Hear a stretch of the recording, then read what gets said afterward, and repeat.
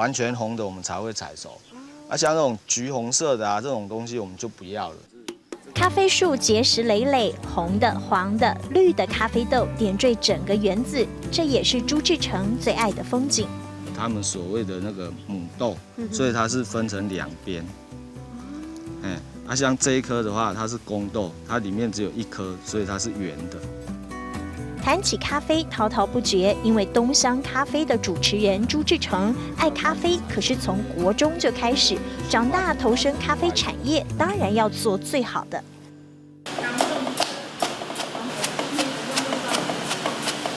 一切纯手工，找东乡咖啡的特色，炒豆、烘豆的方式都得自己摸索，什么都试过。温度到200多的时候，我们才下豆，要先给锅炉有热机的机会。哦，香哦！烘完就这样才是完全。秉持低温少量烘焙出的咖啡豆，还没研磨，已经香气四溢。而这好咖啡要推广，朱志成得庆幸太座陈怡君是最佳伴侣。这样够新鲜才有，不够新鲜绝对不会有。煮咖啡要专心，连记者的访问都得暂停，就是这份心意和坚持，建立了东乡的名号。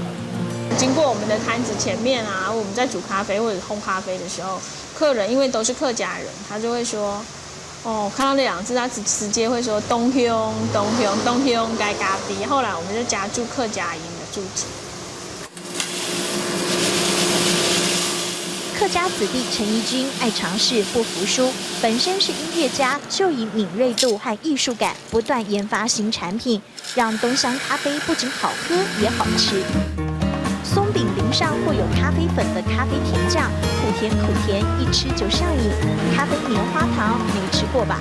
还有这一味一定要尝尝。这里面会有酸有甜，然后有苦有咖啡味，就完成咖啡柠檬片。传统纯手工，创意新口感。夫妻俩坚持的东乡咖啡，不仅要在台湾飘香，更希望有朝一日名扬海外。炒豆一定要200度，酸味只能停3秒钟。客家精神打底，再仔细精算。